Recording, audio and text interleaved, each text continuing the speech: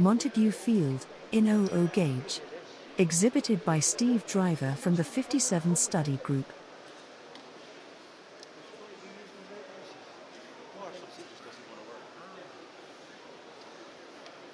Montague Field is a portrait of a forlorn mid-1950s industrial railway.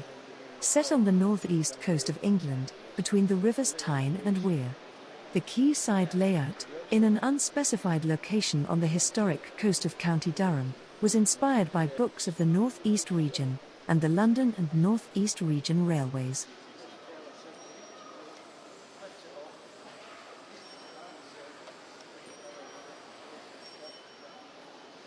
The layout's scenic area is built onto two 4 feet 6 inch by 2 feet boards, but has an extension at the front, bringing the overall size to 9 feet by 3 feet 6.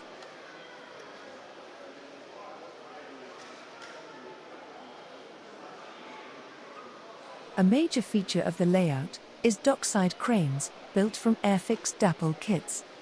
Buildings were scratch-built, with stonework and cobbles produced by hand-scribing DIY filler. The coal staiths were cut in batches from balsa wood, and then held in place with pins on a jig.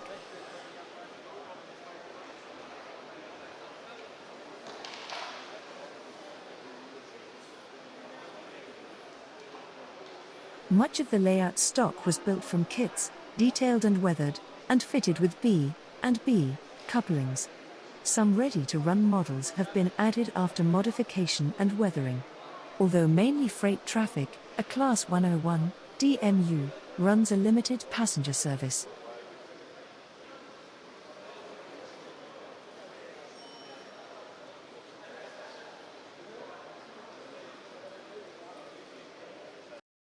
Kilbowie, in 00 gauge, exhibited by Greenock Model Railway Club.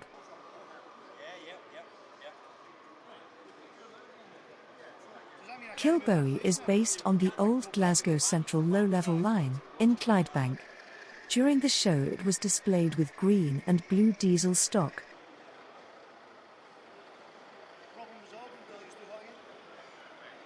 The frontage features the Forth and Clyde Canal at Kilbowie Swing Bridge, with the Singer factory on the right. The layout is controlled by Lens DCC controllers.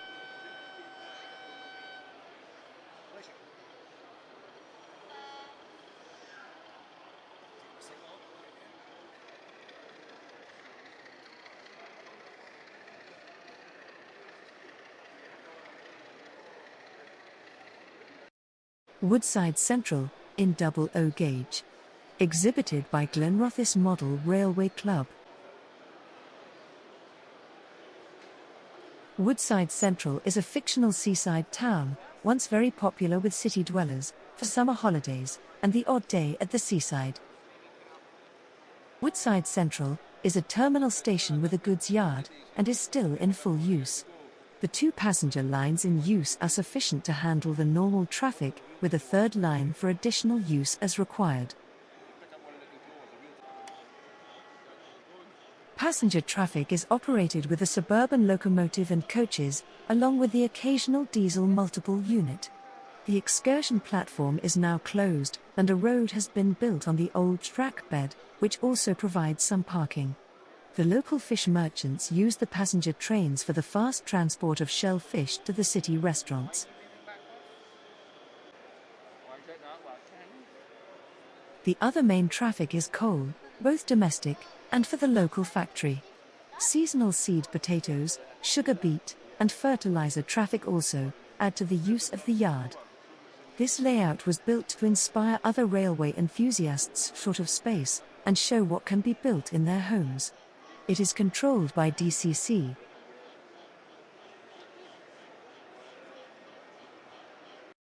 Glen Tay, in 00 gauge.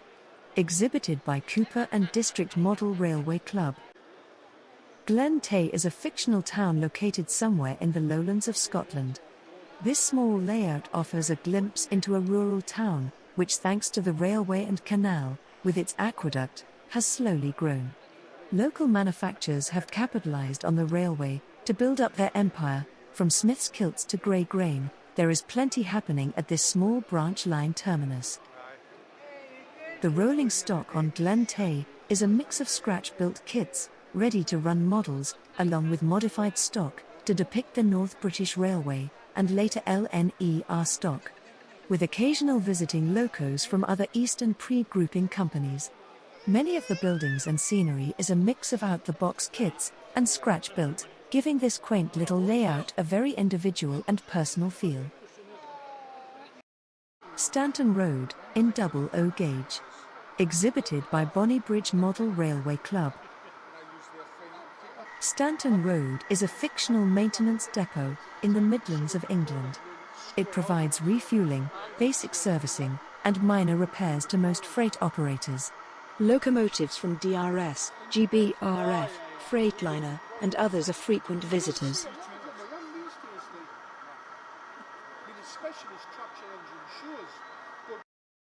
Townsend, in 00 gauge. Exhibited by Fordham Model Railway Club. Townsend is a fictitious town, with glorious hills and streams running around various parts. Be sure to catch a ride on the heritage tram line through the town. Alternatively, take a relaxing fishing trip on one of two rivers, or if it's a busy fun-filled weekend you want, visit the nearby festival, with a local band playing the all-time favorites. Yes, there is real music, and requests can be taken.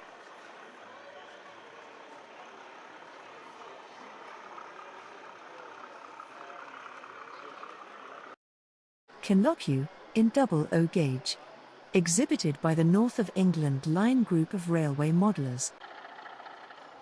The Dingwall and Skye Railway, later to become part of the Highland Railway, reached Strome Ferry in August 1870. The extension of this line reached Kyle of Lochee in November 1897. In 1889, it was proposed to build a branch line some 37 miles long, from the principal Dingwall and Skye Railway Station at Auchnasheen to Altbay, via Kinlochewe and Lochmarie. Whilst the proposal bill reached its second parliamentary reading in 1893, the Act authorising construction was never passed, and the project ceased. This layout, built in 4mm scale, 00 gauge, imagines that the line was constructed and terminated at Kinlochewe. The village is served by 4 trains per day, and a thrice weekly pick-up goods. Operation is similar to the Far North Line to Thurso, with an engine outstationed to work the 7-mile branch. There are military firing ranges near Kinlochewe, which attract occasional MOD trains. The era depicted is early 1970s to late 1980s, when diesels of classes 24, 25, 26, and 37 were the traction, those being mostly allocated to Inverness Depot. Lochee, in 00 gauge. Exhibited by Dundee Model Railway Club. Lochee is a DC layout, set around the late 1950s and early 1960s.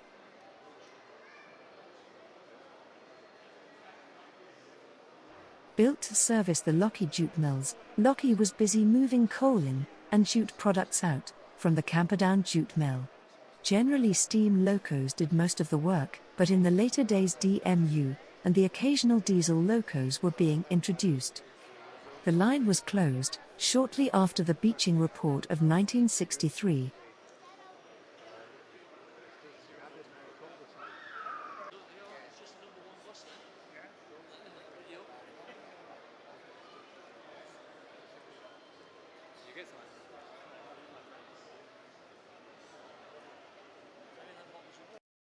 Dovington Camp, in 00 gauge.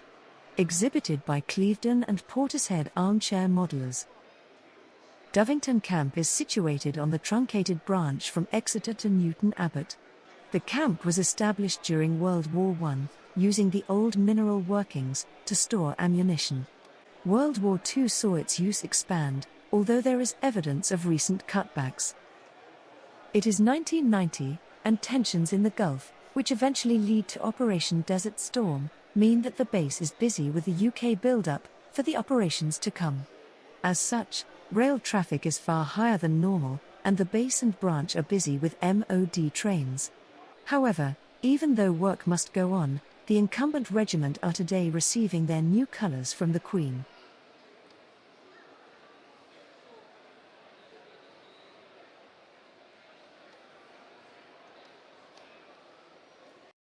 Studio Tour, in 00 and 009 gauge, exhibited by Janice and Miles McGregor. This layout is a modern-day, Harry Potter-inspired studio tour, set in the UK, incorporating lots of props, from the popular books and movies. It features 00 and 009 track, which are DCC and DC-powered respectively. Also featured are several animated attractions, including a moving boat. The layout features programmable lights, including storm mode, to add further atmosphere to the scene.